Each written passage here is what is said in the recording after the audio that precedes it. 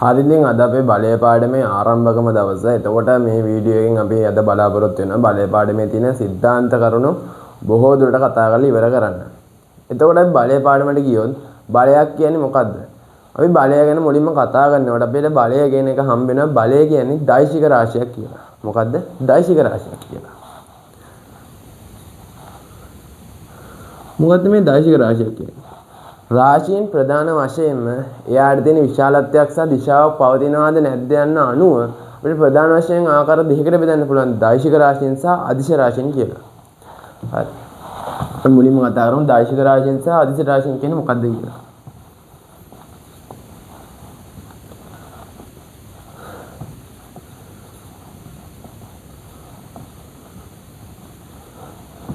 අදිශ රාශියක් ගත්තොත් එයාලට විශාලත්වයක් තිබ්බට එයාලට දිශාවක් නැහැ. එයාලට විශාලත්වයක්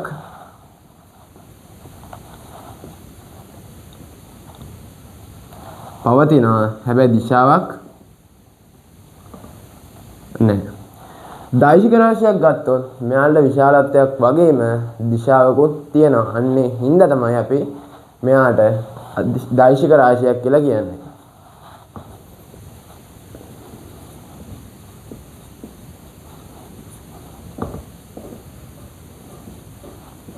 මේ අදිශ රාශීන්ට උදාහරණයක් ගත්තොත් උදාහරණයක් විදිහට ගත්තොත් ආලෝකය.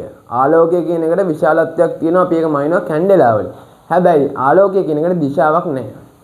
ඊට පස්සේ ගත්තොත් සංඛ්‍යාතය. සංඛ්‍යාතය අපි මනිනවා හර්ට්ස් වලින්. හැබැයි සංඛ්‍යාතයට දිශාවක් නැහැ. දෛශික රාශියක් ගත්තොත් අපි දැන් කතා කරන්න යන බලය ගත්තොත් බලයට අනිවාර්යෙන් විශාලත්වයකුත් තියෙනවා. බලය ක්‍රියා කරන දිශාවකුත් තියෙනවා. ඊට පස්සේ ගත්තොත් දුර ගත්තොත් දුර වල ඒකකය අපි ගමනවා මීටර වලින්. ඒ වගේම තමයි දුරටත් දිශාවක් තියෙනවා. අන්න එතකොට අපි මුලින්ම කතා කරා දෛශික රාශිය සහ අදිශ රාශිය කියන්නේ මොකද්ද? බලය කියන එකයි තිබෙන්නේ මෙන්න මේ දෛශික රාශීන් කියන ගණයට. හරි. හරි දැන් අපි බලමු බලයක් කියන විතර මොකද්ද? දැන් බලේ නිර්වචනය ගැන තමයි මේ කතා කරන්න යන්නේ. දැන් ඔයාලගේ ගෙදර තියෙනවා කියලා දැන් ඩෙස් එකක් ගත්තොත් ඒක මාස ගානක් වුණත් අවුරුදු ගානක් වුණත් තිබ්බ විදිහට ඔහේ තියෙනවනේ. අපි ගිහිල්ලා ඒක තල්ලු කරොත් හරි ඒක ඇද්දොත් හරි විතරයි නේද? එයා ගැන නිශ්චලතාවය වෙනස් වෙලා එයා චලනය වෙන්නේ. ඉතින් බලය කියන්නේ මෙන්න මේකට. බලය කියන්නේ යම්කිසි වස්තුවක චලිත ස්වභාවය වෙනස් කරන්නා වූ හෝ එසේ කිරීමට පොළඹවන බාහිර කාරකයකට තමයි අපි බලයක් කියන්නේ. ඇයි මෙයාට බාහිර කාරකයක් කියන්නේ? බාහිර කාරකයක් කියලා කියන්නේ දැන් ඔය හිතන්න ඩෙස් එකට බලයක් හදාගෙන යන චලනය වෙන්න පුළුවන් වුණොත් අද තියෙනවා ඩෙස් එක කුස්සිය, හෙට තියෙනවා සාලේ, අනිද්දා උදේ ඇහැල්ල බලනකොට අපේ ඇඳේ එහා පැත්තේ තියෙන අර ඇනබෙලා බෝනික් වගේ. එහෙම නෑනේ. ඩෙස් එක තිබ්බොත් තිබ්බ විදිහටම තියෙනවා. එයාට බලයක් හදාගන්න බෑ. අපි විසින් එයාට බලයක් දීලා තමයි එයා චලනය කරන්න පුළුවන්. ඉතින් බලය කියුවොත් අර බලය කියන්නේ කිසියම් වූ වස්තුවක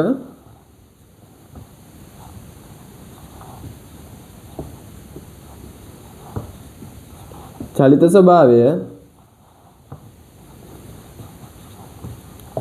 වෙනස් කරන්නා වූ හෝ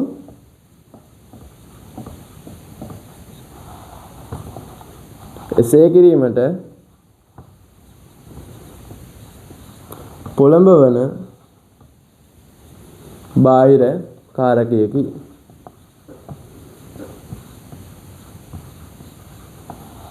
හරි. හරි දැන් මම මේක මෙහෙමම දීලා කියන්නම්. බලයක් දීලා වස්තුවකට අපිට කරන්න පුළුවන් දේවල් තුනක් තියෙනවා. මොනවද මේ කරන්න පුළුවන් දේවල් තුන? දැන් අර හෙල්ලෙන්නව නේද ටිබ්බ ඩෙස් එක මංගිල් එක තල්ලු කරලා ඒක චලනය කරනවා. එහෙනම් බලයක් දීලා අපිට වස්තුවක් නිශ්චල වස්තුවක් චලනය කරන්න පුළුවන්. නිශ්චල වස්තු චලනය කරන්න පුළුවන්. දැන් වාහනයක බ්‍රේක් එකක් ගහුවොත් බ්‍රේක් එකක් ගන්නවා කියන්නේ මොකද්ද? ආදින පිස්ටන් දෙක ගිහලා රෝදේ තද වෙන එක නෙන්නේ. බලයක් දීලා මොකක්ද වෙන්නේ? වාහනේ නතර කරනවා. ඉතින් අපිට බලයක් දීලා වෙන්න පුළුවන් මොකද්ද? රෝදේ චලනය වෙනවා. අපි බ්‍රේක් එක ගැහුවම පිස්ටන් දෙක ගිහලා දෙපැත්තෙන් බලයක් දීලා ඒක නතර කරගන්න. එහෙනම් චලනය වෙන වස්තුවකුත් අපිට නිශ්චල කරන්න මේ බලය පාවිච්චි කරන්න පුළුවන්. චලනය වෙන වස්තු නිශ්චල කරන්නත් පුළුවන්. ඊට පස්සේ ගත්තොත් දැන් බ්‍රේක් ගහුවාට අපි හැම වෙලේම බ්‍රේක් ගාලා වාහනේ නතර කරනවද? නෑනේ. බ්‍රේක් ගාලා සමහරවිට වේගය අඩු කරනවානේ. දැන් ඊට පස්සේ ගත්තොත් වාහනේ ඇක්සලරේටර් එක පෑගුවොත් අපි මොකක්ද වෙන්නේ? එන්ජින් වල ඉන්ධන මිශ්‍ර වාතය වැඩිපුර ගිහිල්ලා එන්ජින් විසින් වැඩි බලයක් හදලා වාහනේ වැඩි වේගකින් යනවා. එහෙනම් වාහනේ දෙන ප්‍රවේගයත් අපිට මෙන්න මේ බලයක් දීලා අඩු වැඩි කරන්න පුළුවන්. එහෙනම් අපිට වස්තුවක ප්‍රවේගය මොකද ගන්න පුළුවන්? වෙනස් කරන්නත් අපිට මේ බලයක් දීලා පුළුවන්. හරි. ඊට අපි ප්‍රධාන වශයෙන් මෙතනදි කතා කරා බලයක් කියන්නේ මොකක්ද සහ වස්තුවකට බලයක් දීලා කරන්න පුළුවන් ඉන්නේ මොනවාද කියලා. හරිද මම දැන් මෙන්න මෙහෙම රූප සටහනක් ඇඳගත්තා. මොකද අපිට බලයක් විස්තර කරන්න මෙන්න මේ රූප සටහන ආධාරයෙන් කරුණු ටිකක් ඔයාලට කියලා දෙන්න ඕනේ. හරිද? දැන් මම මුලින්ම කිව්වා බලයක් කියන්නේ දෛශික රාශියක් කියලා. අපි දන්නවා දෛශික රාශියක් කියන්නේ අනිවාර්යෙන් බලයට විශාලත්වයක් තියෙන්න ඕනි.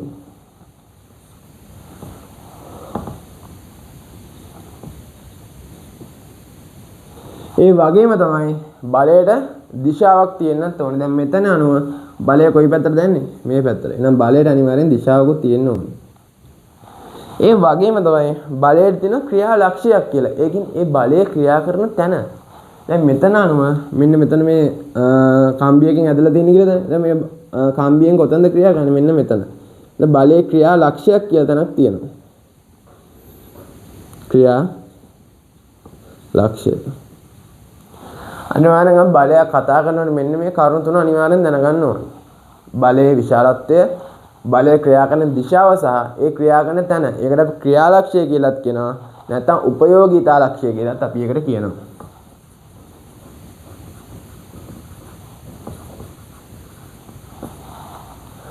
හරි.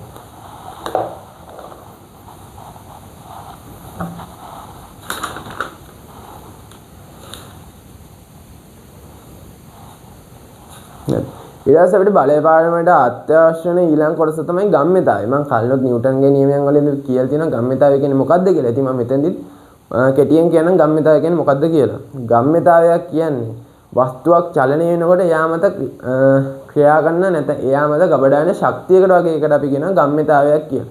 මම කලිනුත් කිව්වා වස්තුවකට අනිවාර්යෙන් ස්කන්ධයක් තියෙනවා. වස්තුව චලනය වෙනවා කියන්නේ යාට ප්‍රවේගයක් තියෙනවා. ඉතින් මෙන්න මේ ගම්මිතාවය කොහොමද හොයන්නේ?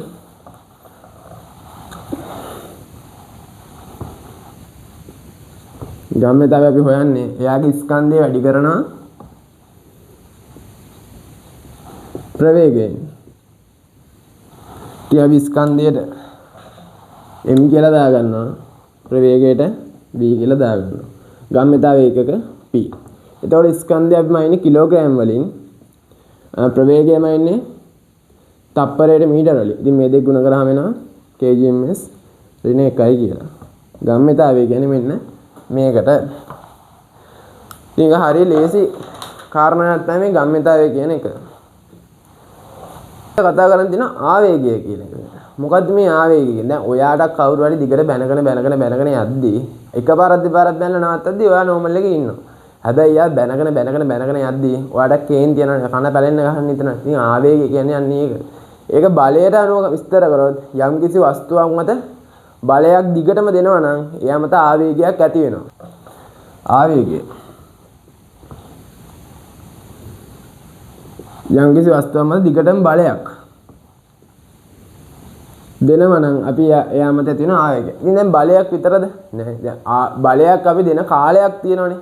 අන්න ඒතර මෙන්න මේ බලය එයා මත ක්‍රියා කරපු කාලයෙන් වැඩි කරා නම් අපිට මෙන්න මේ ආවේගය කියන එක එනවා. ඔයාලටත් එහෙම දැන් කවුරු ඔයා දිගට බැනගෙන යනවා. ඌ කොච්චර සැරට බයිනවද වගේ ඌ කොච්චර වෙලා බයිනවද කියන එක මත ඔයාගේ කේන්තියක් තීරණය වෙනවනේ. ඌ එකපාරක් දෙපාරක් බැනලා නැත්තොත් ඔයා නෝමල් එකේ ඉන්නවා. හැබැයි දිගටම බැනගෙන යනකොට මොකක්ද වෙන්නේ? ඔයාට මල බැනලා කන පෑන දෙයක් දෙන්නේ. දැන් මේක ගත්තොත් මේක ඒකක ආදේශ කරොත් බලය අපි F වලින් නිරූපණය කරන කාලය T වලින්. ආවේගය I. එතකොට බලය නිව්ටන්, කාලය තප්පර. එතකොට අපි නිව්ටන් සෙකන්ඩ්ස් කියලා එනවා මෙන්න මේ ආවේගයේ ඒකක. දැන් මේක අපිට තව විදිහකට ලියන්න පුළුවන්. අපි නිව්ටන් ලියන්න පුළුවන් නේද? kgms ඍණ 1යි ඍණ 2යි කියලා.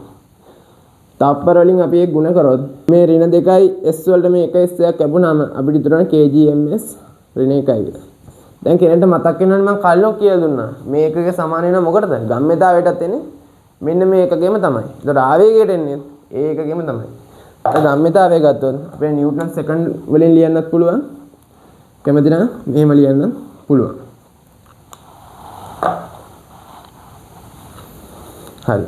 දැන් අපි කතා කරන්නේ අවස්ථිතිය ගැන. මොකද්ද මේ අවස්ථිතිය කියන්නේ? දැන් හිතන්න ඔයාලා යාළුවෝ සෙට් එකක් එක නගිනවා කන්දක්.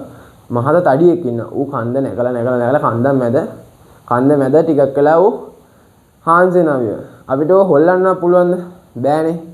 ඉතින් ඒ වගේ තමයි අවස්ථිතිය කියන්නේ. අවස්ථිතිය කියන්නේ යම්කිසි වස්තුවක් චලනය කිරීමට පවතින පහසු අපහසුතාවයට අපි කියනවා අවස්ථිතිය කියලා.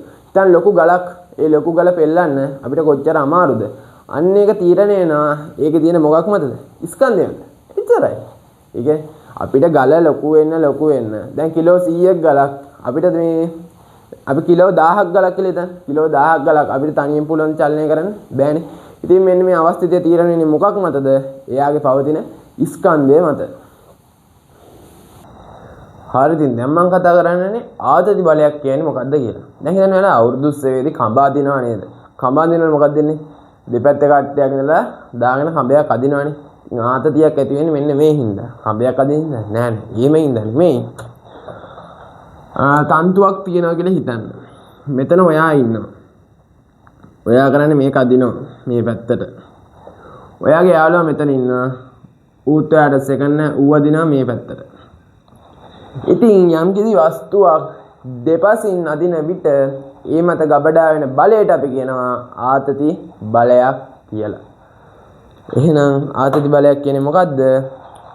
වස්තුවක් හොත් ගොඩක් වෙලාවට තන්තුවක් දෙපසින් බලයක් දී අදින විට ඒ මත ගබඩා වෙන බලයට අපි කියනවා ආතති බලයක් කියලා. හරි. දැන් මොකද්ද තෙරපුම් බලයක් කියන්නේ? හරි. දැන් කතා කරන්න යන්නේ මොකද්ද මේ තෙරපුම් බලයක් කියන්නේ කියලා. තෙරපුම් බලයක් කියන්නේ කිසියම් වූ වස්තුවක් මත ඒ මත දෙපසින් යෙදෙන බලයකට අපි කියනවා තෙරපුම් බලයක් කියලා. උදාහරණයක් ගන්නොත් මෙතන තියෙනවා පෙට්ටියක්. හරිද? මෙතන ඔයා ඉන්නවා. මෙතන ඔයාගේ වදකාර යාළුවා ඉන්නවා. ඔයා මේ පෙට්ටිය තල්ලු කරන ඔගේ දිහාවට. චප්ප වෙලා මැරියන් කියලා. මූ මොකද්ද කරන්නේ? ඔයා එහෙම මාව මරන්න හදනවා මාත් මරනවා කියලා මූ තල්ලු කරනවා මේ පැත්තට. එතකොට මොකක්ද වෙන්නේ? ඔයා මේ පෙට්ටිය මත මේ පැත්තෙන් බලයක් දෙනවා. ඔයාගේ යාළුවා මේ පෙට්ටියට මේ පැත්තෙන් බලයක් දෙනවා. එතකොට ඒ වස්තුවට දෙපසින් ඇතුළට වෙන්න තමයි බලය හම්බෙලා තියෙන්නේ. එතකොට මෙන්න මේ තෙරපුම් බලයක් කියන්නේ කිසියම් වස්තුවක දෙපසින් ඒ වස්තුව තුලට බලයක් යෙදෙනවා නම් අපි ඒකට කියනවා තෙරපුම් බලයක් කියලා. හරි ඉතින් දැන් නම් අපි කතා කරන්න යන්නේ බලය පාඩමේ අපිට හම්බෙන වැදගත්ම කාරණාවක් ගැන. ඉතින් මේක ගත්තොත් මේක අපිට සමස්ත බලය පාඩමේ ඉවර වෙනකම්ම ඕන පොයින්ට් එකක් තමයි මේ කියන්නේ. ඒ තමයි ගුරුත්ව කේන්ද්‍රය කියන්නේ. මොකද්ද මේ ගුරුත්ව කේන්ද්‍රය කියලා කියන්නේ? ගුරුත්ව කේන්ද්‍රය කියලා දැන් ඔයා හිතන්න ඔයා පොඩි කාලේ හදනවනේ පොඩි බිල්ඩින් බ්ලොක්ස් වලින් හදනවා ලොකු ගෙවල් හදනවනේ. මේ ගෙවල් හැදිලා තියෙන මොනවද අර පොඩි බිල්ඩින් බ්ලොක්ස් වලින්. අපි ඉගෙන ගත්තා හැම වස්තුවකින්ම පොළොව දිහාට බලයක් ඇදලා තියෙනවා කියලා. ඉතින් එහෙනම් අර පොඩි තනි බිල්ඩින් බ්ලොක්ස් වලින් පවා පොළොව දිහාට බලයක් ඇදලා තියෙනවනේ. දැන් හිතන්නකෝ ඔයාට එහෙම ඒ බිල්ඩින් බ්ලොක්ස් වලින් හදපු ගෙයින් ඔයාට බලය ගානක් හදන්න වෙනවා. ඉතින් ඔයාට අර හැම එකම බල ලකුණු ගන්න වෙනවා. ඒක තනි කරේ එතකොට ඉරි කෑලි ගොඩක් වෙලා විතරක් වෙලා යනවා. එහෙම ලකුණු ගන්න ගියොත්. ඉතින් මෙන්න මේ ඉඳ යාලා යෝජනා කරා එක පොයින්ට් එකක්. ඒ තමයි ගුරුත්ව කේන්ද්‍රය කියලා. ඒ කියන්නේ වස්තුවක හරි මැදින් එයාලා පොයින්ට් එකක් දාගත්තා. එතනින් තමයි වස්තුවේ බලයක් පල්ලෙහාට එන්නේ කියලා. එතනින් තමයි වස්තුවක බලයක් යෙදෙන්නේ කියලා. ඒ කියන්නේ දැන් මෙතන තනි පෙට්ටියක් තිබ්බොත් මේ පෙට්ටිය ඇදලා තියෙන්නේ අංශු ගොඩාක් එකතු වෙලා. එතකොට ගත්තොත් අංශු හැම එකකින් බලයක් යදනොත් මේක තනිකර පෙට්ටියක් නෙමෙයි මේක එනවා නිකන් අර දෙයියෙක් වගේ හැමතැනම ඉරි කැලි හිඳලා තියෙන්නේ. ඒ හින්දා මෙයාලා මෙන්න මේකේ හරි මැද ලකුණු කරගත්තා. මෙන්න මේකට කිව්වා ගුරුත්ව කේන්ද්‍රය කියලා. එතකොට දැන් ගත්තොත් පෙට්ටිය තිබ්බත් අනිවාර්යෙන් එයා ගුරුත්වාකර්ෂණයේ හින්දා එයා පොළොව දිහාට ඇදිලා යනවනේ. බලයකින් වස්තුවේ තියෙන ස්කන්ධයක් ගුරුත්ව ත්වරණය එතකොට යම්කිසි වස්තුවක හරි මැද මෙයාලා ගත්ත මොකක් විදියටද? ගුරුත්ව කේන්ද්‍රය කියලා. එතකොට අපිට අර වස්තුවක තියෙන හැම අංශුවක් ගානෙම බලයන් ලකුණු කරනවා වෙනුවට දැන් කරන්නේ වස්තුවක හරි මැද තෝරගෙන එතන ඉඳන් ඒ යෙදෙන දිශාවට ඊතලයක් දාලා අපි බලය ලකුණු කරනවා. එතකොට අපිට ගණනය කිරීම ගන්න හරිම ලේසි වගේම ඒ ගණන තේරුම් ගන්න හරිම ලේසි.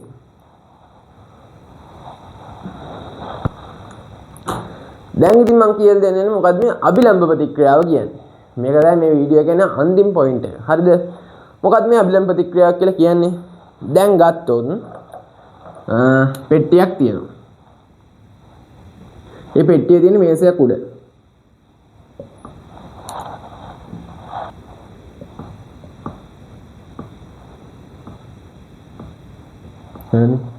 දැන් අපි දන්නවා ගුරුත්වාකර්ෂණයේ හින්දා මේ පෙට්ටිය මතින් බලයක් ඇති වෙනවා පල්ලෙහා දිශාවට. ඒක ඇති වෙන්නේ මොකක් හින්දාද? මේක දැන් ඩෙස් එකක් වල තියෙන හින්දා ඩෙස් එකමත් තමයි ඇති වෙන්නේ. එතකොට මට මේ බලය හොයාගන්න පුළුවන්. මම මේ පෙට්ටි ස්කන්ධය දාගන්න m කියලා. අපි හැමෝම දන්නවා ගුරුත්වාකර්ෂණය g කියලා. ඉතින් මට මේකේ බලය හොයාගන්න පුළුවන් m g කියලා. හරිනේ. එතකොට දැන් පෙට්ටියෙන් ඩෙස් එක මත ඇති කරා බලයක් mg කියලා. දැන් නිව්ටන් කියනවා තුන්වෙනි නියමයෙන් එයාගේ සෑම කාර්යයකටම දිශාවෙන් ප්‍රතිවිරුද්ධ වූ විශාලත්වයෙන් සමාන වූ කාර්යයක් ඇති කියලා. එහෙනම් දැන් පෙට්ටියෙන් ඩෙස් එකට මෙන්න මෙහෙම බලයක් ඇති කරා නම් ඩෙස් එක නිකන් ඉන්නද? ඌත් පෙට්ටිය මත ඇති කරන බලයක්.